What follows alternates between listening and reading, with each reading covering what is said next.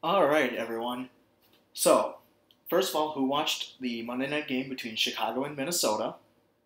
Second, who saw that crazy two-point conversion play that Chicago ran? That was arguably the most beautifully executed trick slash two-point conversion play I've ever seen. I was able to draw it up, saw a quick video of it, was able to break it down. So we're going to kind of take a look at what the play was right here. First thing to know is Mitch Trubisky, the starter for the Bears at quarterback, is what I learned. I learned that night. I don't follow that much NFL, nor did I get to watch a lot of North Carolina last year. But Trubisky is a very mobile quarterback, and he's athletic, and he's not afraid to run. I actually really loved during the game how comfortable he was running and throwing on the move. That's something you don't get a lot in the NFL anymore with quarterbacks. Quarterbacks who are comfortable throwing on the move. Unless you're Aaron Rodgers, of course. But now let's break down the play a little bit. Here's the formation the Bears used, and this is the exact front that the Vikings used.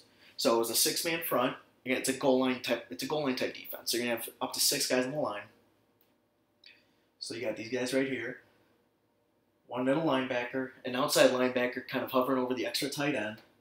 You got your two corners. You got your safety hanging in the back of the end zone. So up front for the line, they are using your standard everyday power run scheme to the weak side. So the way that works is, first before I get to that, off the snap, this defensive lineman's stunt, or his assignment was to pinch. So right off the snap, he immediately went this direction. And that is huge. That's something that the Bears probably picked up when watching film. If they can get them in this defense, he's going to make this move. Because this, in my opinion, is him doing this is kind of doomed the whole play for Minnesota, in my opinion. And I'm going to show you why. When you run a power scheme, the front side of your line, or the play side of your line, which in this case is the right side, typically blocks down. So what that means is you're going to step with your inside foot to the inside and block whatever shows. So this tackle's rule on power is to block, typically it's called on or inside or down. Depends on the system, but typically it's on inside or on backside or down. So that means on inside or on backside means you're going to block the player over you or on you, and then inside. Down is simply you block inside. Either way, this guy matches the criteria. So he's on him, and he goes inside. So this was an easy wash down. So he was able to take him and easily wash him to the inside and seal him off. On inside or down, this guy right here. On inside or down, this guy right here. Now he could go straight for this. He could have gone straight for this linebacker, but it's a power scheme. When you have a power scheme, you're typically pulling a lineman to come get this guy anyway, so center doesn't have to worry about him. This is the most immediate threat, especially on a goal line play. So we got to get the front line blocked. So on backside, he's going to pull. Two lines mean he's pulling. This guy usually has a fill responsibility, so he would step flat. And just in case this guy came wide towards him, so like if it was like a stunt where the whole line was slanting, which is really kind of what Minnesota did, it looked a lot like this.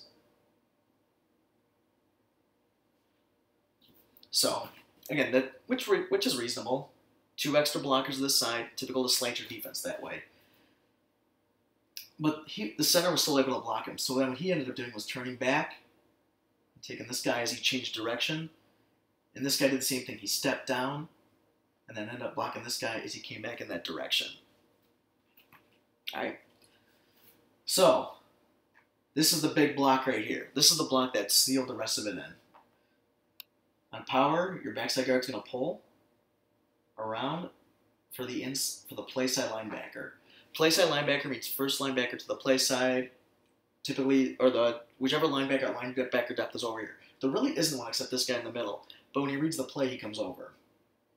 Alright, so he comes over, comes around, and blocks him. We'll get to this guy. The receivers, they ran off both corners. I know they both ran fade routes. So they went like that, and then the corners ran with them. The corners have to honor the fade route down on the 2-yard line.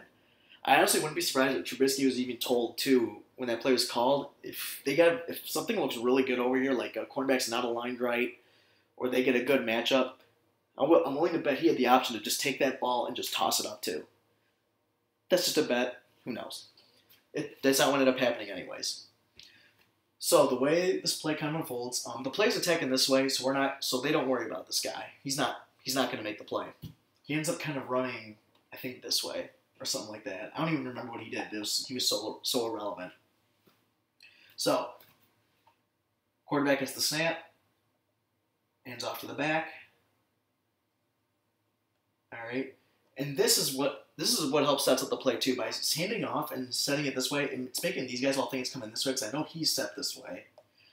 I can't remember the linebacker's path exactly, but he probably stepped this way too at first when he read that cross action, which hesitates. That the reason why cross action misdirection is important, because even though this guy's not getting the ball, when he steps that way, it forces these linebackers and defenders to step and honor the run that way, which hesitates or causes just enough hesitation for these guys to set their blocks and for this guard to come around to the other side. So quarterback hands off, kind of runs out there. He doesn't even take a counter step. He comes straight back. And he's attacking right where a typical power run would hit, which is right off the playside tackle's outside hip. So he's running just your standard power play, basically. Now, in a power play, you typically kick out the last man in the box, or the defensive end, or the outside linebacker outside of your edge blocker, which is this guy. They're not doing that. One, they don't have a blocker to do it with, but two, it's an option play.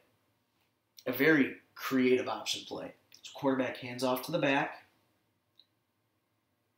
who hands off to the wing tight end coming around. So I'm bubbling in these players halfway. That means if it's a back, for me, this means this player could carry the ball or this player could carry the ball. Typically, I bubble a player all the way in if I know they're getting the ball. But because it's an option play, only half of them's covered in. And then this indicates the direction they're going in. So bubble in the right side to mean they're running to the right. So quarterback hands off here. Running back hands off to the wing tight end coming around. And the quarterback runs in phase with the tight end. This guy came way up at the play, and I thought I didn't even realize that this was an option until the ball was pitched. Because he came so far upfield, and when I saw him get the ball here, I thought he had a natural crease right there. I honestly think if he took it, he still could have scored. Because he turned to chase him down. Which is what happened. You have to say, though, it still worked. He saw him completely ignore the quarterback once he saw him coming, plant down, and attacked.